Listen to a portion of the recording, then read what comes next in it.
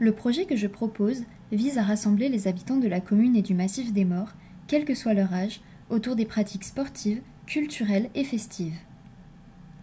À la Garde-Freinet, presque 30% de la population a entre 60 et plus de 75 ans. Les jeunes, entre 15 et 29 ans, ne représentent que 12,7% contre 17,5% pour la moyenne nationale. Ce décalage s'explique notamment par l'absence d'établissements scolaires dans la commune à partir du collège, obligeant la quasi-totalité des jeunes à faire les trajets quotidiennement quand c'est possible ou à quitter la commune. Avec en moyenne 3088 visiteurs par jour en été, le double du nombre d'habitants, les touristes occupent une place importante pour l'économie du village qui dépend majoritairement de la saison estivale. C'est pourquoi les événements organisés dans la commune sont actuellement rythmés par la saison touristique, s'étalant majoritairement de juillet à septembre, puis s'arrêtant complètement après la fête de la Châtaigne, rendant le village inactif en hiver. Pourtant, avec un stade, des terrains de tennis, basket et volley, une piscine et un boulodrome, la commune de la Garde-Freinet semble bien équipée par rapport aux autres communes du massif et devrait être dynamique pour ses habitants. Mais ce n'est pas ce que montre l'offre d'activités, assez restreinte, et pas en adéquation avec les équipements proposés. En effet, le club de football a fermé, le stade n'est donc plus utilisé que par l'école, et il n'y a pas dans la commune de cours de tennis ou de basket proposés. Les activités culturelles, dédiées majoritairement à un public senior, se tiennent dans une salle attenante à la mairie. Les entretiens réalisés pendant la semaine d'immersion ont confirmé ces observations en révélant un manque d'échange entre les générations qui partagent pourtant le même constat qu'il y a peu d'activités en dehors de la saison estivale. Les jeunes, ayant peu d'opportunités professionnelles au sein de la commune et pas suffisamment d'espace où se retrouver ni d'activités attrayantes, ne souhaitent pas rester.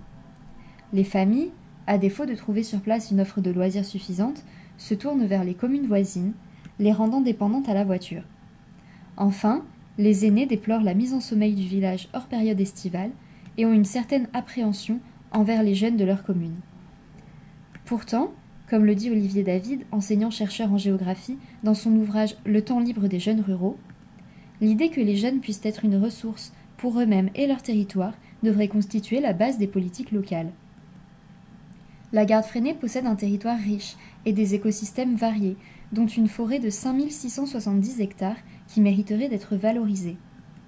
Plus de 90% des visiteurs pensent que la forêt a un impact positif sur leur santé, principalement parce que la nature réduit le stress et contribue au bien-être. Actuellement, la forêt entourant la commune est visitée et des chemins de randonnée sont proposés. Mais les points d'activation possibles, autour du patrimoine existant, et des points de vue qui la rendraient plus attractive, notamment pour la pratique sportive, ne sont pas suffisamment valorisés.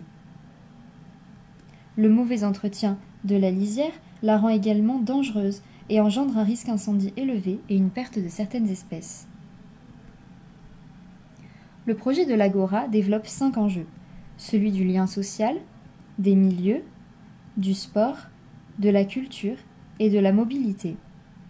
Afin de recréer du lien social entre les générations, de nouveaux espaces partagés et accueillants seront créés. Des chemins et des stations les ponctuant seront mis en place afin d'être parcourus et ainsi prendre soin de la lisière. Des équipements sportifs adaptés au milieu rural seront également proposés afin de réunir les habitants autour de cette pratique fédératrice. Afin de rendre la commune plus attractive, notamment hors saison estivale, l'offre d'événements et activités culturelles sera développée en collaboration avec les communes alentours.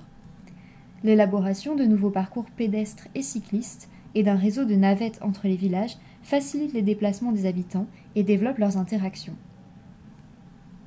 Les stratégies du projet consistent à réactiver les équipements sportifs existants, requalifier l'entrée du village et apporter de nouveaux espaces publics propices aux échanges, et promouvoir les mobilités douces et prendre soin des milieux grâce à un réseau de chemins.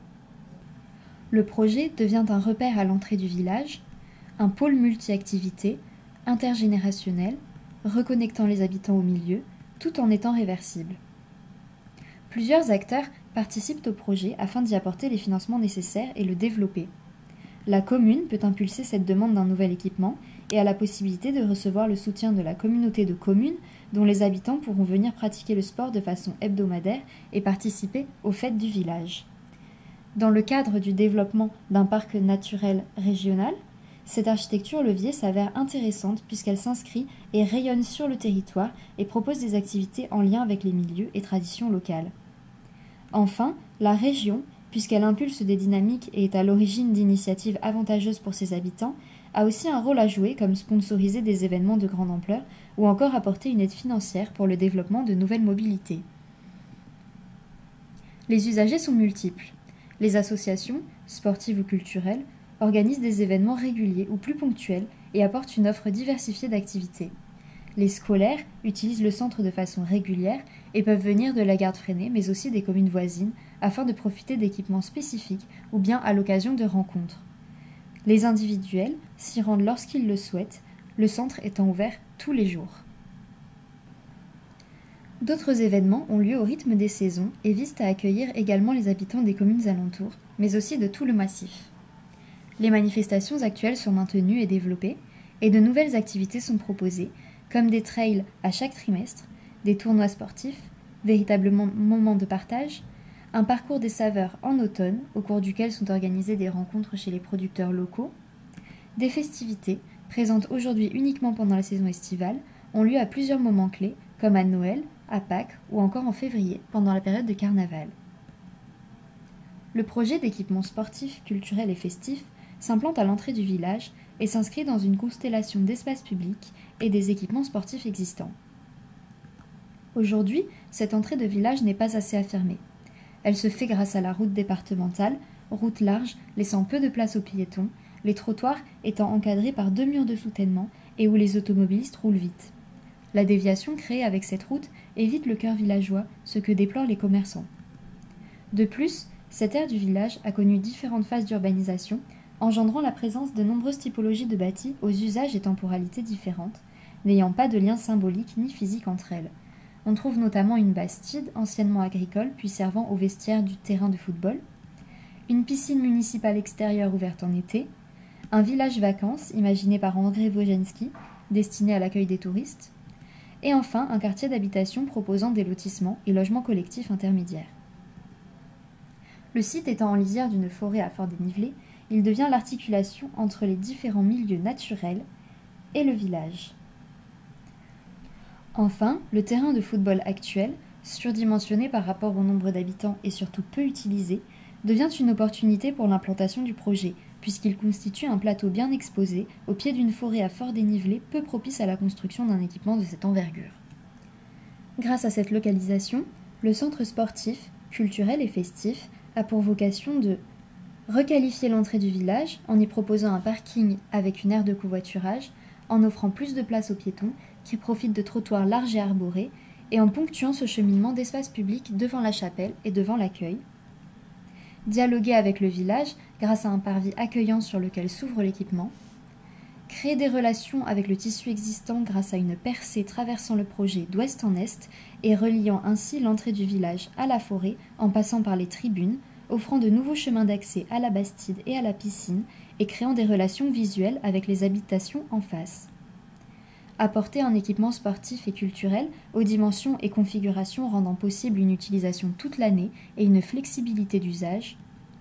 Redimensionner le terrain de football afin de le rendre plus propice à une pratique collective intergénérationnelle. Offrir une promenade arborée accessible à tous. Proposer des aménagements pour les enfants et les plus grands propices à la pratique du skateboard ou du vélo. L'architecture de l'Agora consiste en un grand volume abritant le gymnase en double hauteur et de 2 volumes attenants servant d'entrée et accueillant les autres activités. Au rez-de-chaussée se trouve la maison des associations, ouverte à tous, faisant également office de foyer des jeunes et possédant son propre café. Le gymnase, accessible par les vestiaires ou par les tribunes, s'ouvre intégralement sur le parvis lors d'événements comme des spectacles ou concerts. On y trouve également un mur d'escalade dont la seule ouverture donne sur le skatepark et est elle-même escaladable. Au premier étage, accessible depuis l'accueil, les tribunes ou la percée traversante, se trouvent les gradins du gymnase et ceux du stade, et les salles de classe, séparées par une cloison amovible permettant de les transformer en une seule grande salle. Les salles sont desservies par une coursive faisant tout le tour du grand volume, ponctuée par des ouvertures sur le grand paysage et le village, dont l'épaisseur crée des assises et une vue à la fois sur le gymnase et sur le mur d'escalade. S'y trouve également un espace dédié aux entraînements équipés de machines, ainsi qu'une buvette mutualisée entre le gymnase et le stade. Grâce à cette configuration, le bâtiment offre une multitude d'usages possibles dans un même espace, allant de la pratique d'activités ponctuelles ou quotidiennes à l'organisation de grands événements et favorise les interactions sociales et sensorielles. Grâce à des protections solaires et une ventilation naturelle, le confort est assuré en été. Les ouvertures zénithales, orientées au nord, permettent d'éclairer naturellement le gymnase sans avoir de réverbération au sol. L'isolation en bottes de paille assure un bon confort thermique en hiver. Sa capacité à stocker le carbone et à réguler l'humidité assure un air sain dans le bâtiment. La structure porteuse consiste en 5 poutres triangulées reposant sur des poteaux, dont les membrures sont des poutres brochées, assemblage permettant de grande portée sans utiliser de lamellé collé. Les matériaux choisis pour la construction sont locaux. Les bardeaux de toiture sont faits en châtaignier. Le bois utilisé pour la structure et le bardage est du pin d'Alep local, coupé et scié sur place grâce à une scierie mobile. Les bottes de paille autoportantes proviennent des champs de céréales voisins. Le liège est utilisé comme sous-couche du revêtement de sol, permettant une isolation phonique et un amortissement des chocs. Les enduits intérieurs sont réalisés avec la terre du site. Du schiste est utilisé pour les murs de restanque, et les cyprès abattus pour la construction du projet deviennent une matière première pour la fabrication de certains éléments de mobilier. L'Agora a pour vocation de devenir le nouveau lieu communautaire de la Garde Freinet, lieu de vie où de nouvelles interactions vont se développer entre les habitants. Tout au long de sa mise en place, le projet de l'Agora cherche à créer du lien entre les habitants qui verront leurs activités quotidiennes évoluer et auront la possibilité de s'investir pour leur commune. Les activités sportives proposées permettent de se retrouver et apportent du bien-être aux habitants. Les événements organisés amènent le village à être fréquenté toute l'année, le rendant plus attractif et amenant ainsi une dynamique économique positive. Les nouveaux itinéraires et navettes favorisent l'autonomie des personnes quel que soit leur âge et permettent l'accueil de visiteurs extérieurs à la commune. Les habitants, entretenant de meilleurs rapports entre eux, connaissent aussi mieux leur territoire et en prennent soin afin de le valoriser et le ménager. Grâce à ce lieu, les initiatives locales sont de plus en plus nombreuses car se sentent soutenues. La collaboration et le partage entre les générations se mettent en place et les jeunes, voyant leur commune plus dynamique, choisissent de rester et de s'engager pour son développement.